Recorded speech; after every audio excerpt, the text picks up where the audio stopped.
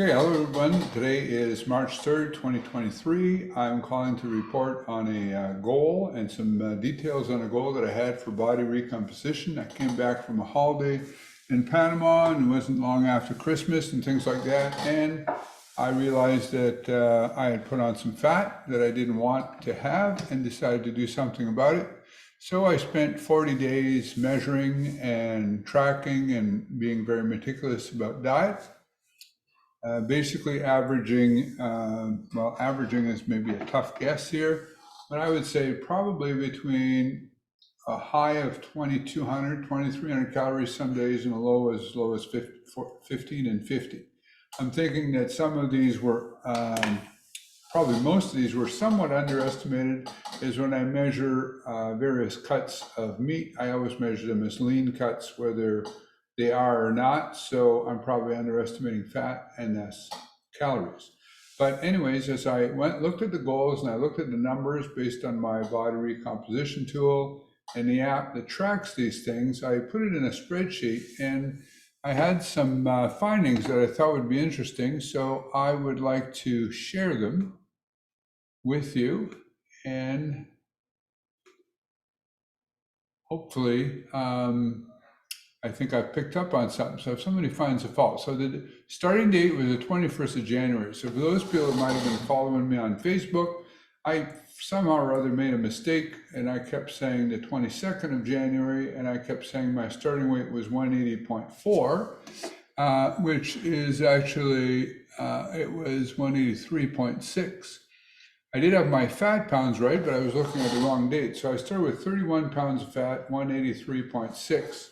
My weigh-in on the 2nd of March, which is 40 days later, was 172.6 for a loss of 11 pounds. And my fat pounds was down to 24.85, so about 6.2 pounds. I think that's probably, there we go. I make it bigger, different, 6.15. Now, 6.15, but if you look at muscle mass,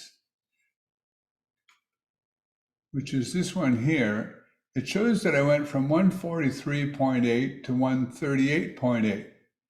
Now, muscle mass, by the way, the tool measures skeletal muscle, which is presumably the muscle that's around your limbs, and muscle mass, which includes smooth muscle all over the body, which would include various organs that are considered muscle, such as obviously your heart, and I think your stomach is largely considered muscle. So it appears at first glance as though even though I lost 6.15 pounds of fat, I also lost about 5 pounds of muscle mass, which comes to about 11.15 here. And even there's bone mass that it measures of 0.4. Now those numbers don't quite add up.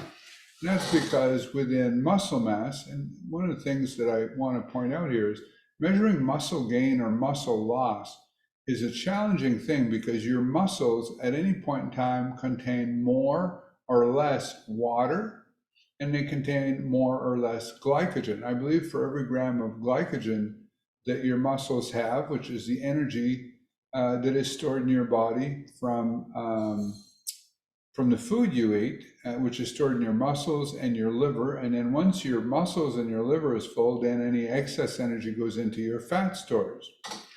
But of course, when you first in a caloric deficit, the first thing to empty is your glycogen and thus your water stores that are coming up. So as I said, at first glance, it looks like I lost water. But the eye-opener for me here is this tool measures protein pounds, which I think of in terms of jerky, if you will. So if you think of muscle as like lean meat, which is what it is, and you dehydrate, in other words, if you ignore the water, you get jerky. So protein is like that. So the thing that I noticed is that I did gain 1.32 pounds of protein during that period of time. So while at first, because I know that some people, I believe Drew Bay talks about, in order to compare two different points in time, he says to do a refeeding, whereas where you ingest more food and some carbs before the weigh-in to compare, the idea is to replenish the muscles with the same glycogen and water that they had when you first started dieting, so that you're making more of an apples to apples comparison.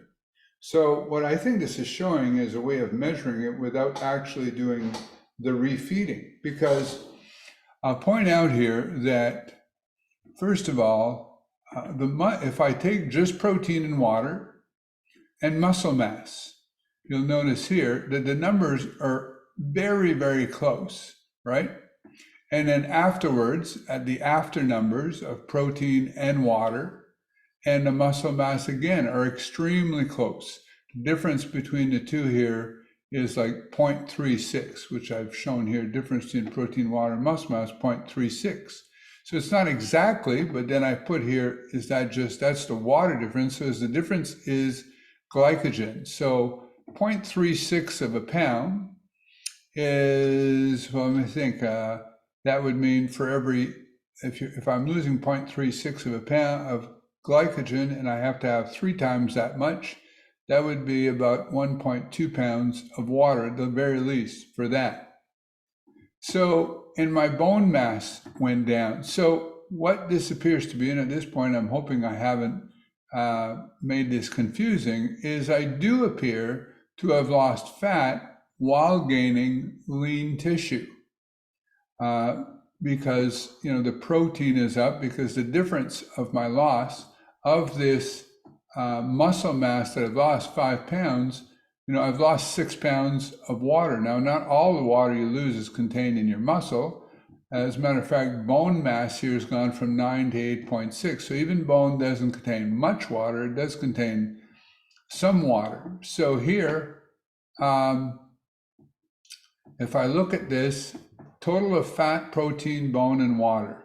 So in other words, if that's everything that's contained, that's ignoring muscle mass per se, because muscle mass is a combination of lean and water. Fat, protein, and water is 11.2, which is incredibly close to the actual weight loss.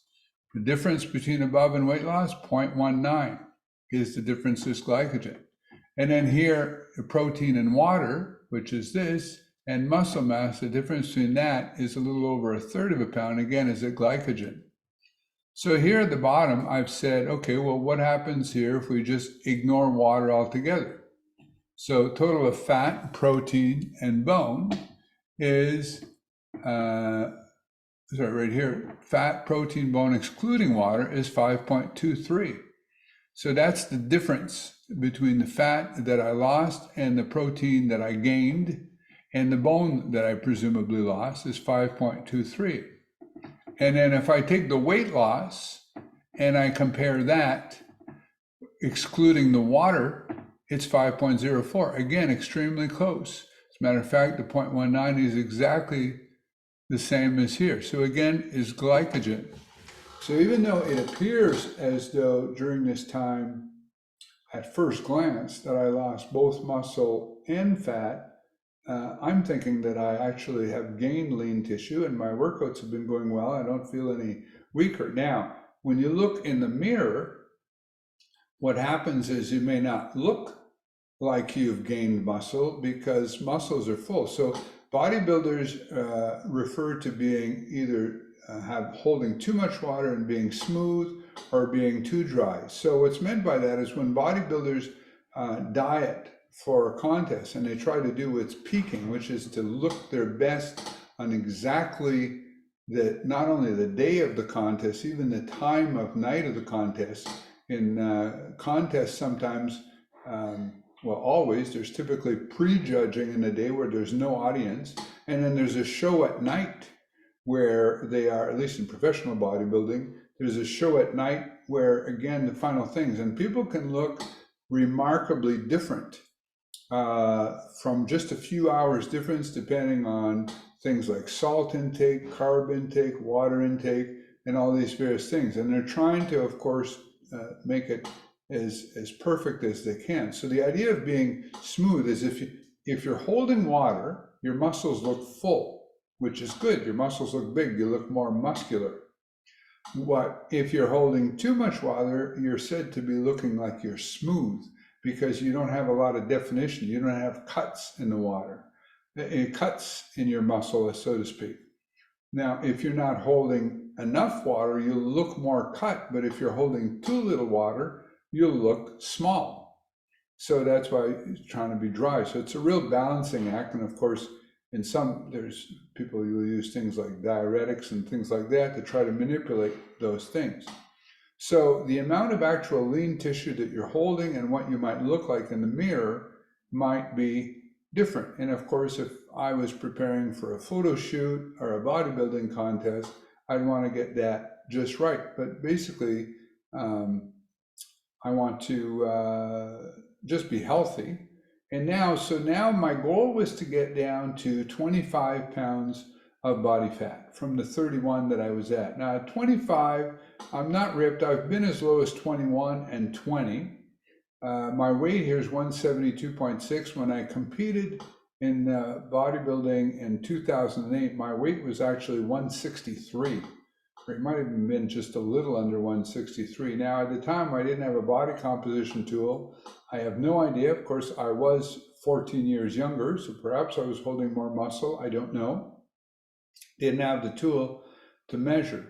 So my goal here over the last 40 days was primarily to lose fat. I tried to make sure I always got enough protein to hopefully minimize the amount of muscle loss that I would have. But now going forward, and the reason for doing this video, I said my new plan is now I want to kind of do, if some of you might remember, an old book by, I forget the guy's name now, it was called The Anabolic Diet. I know the guy was Italian. People watching this, somebody in the comments can remind me who the author of the book was. But in The Anabolic Diet, the idea was that during the week you were really low on carbs and actually low on calories, and on the weekend, or at least part of the weekend, you ate whatever you want. And this guy would encourage anything, chocolate bars, ice cream, whatever you want.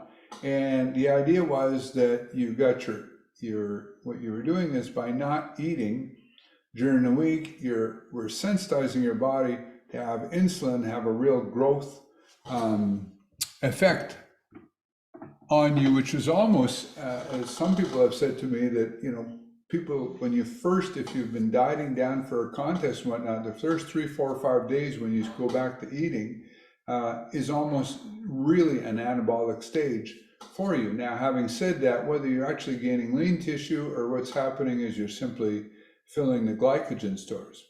So anyways, my goal now, as you saw on this side, I went down to 24.8 and change, and my goal was 25.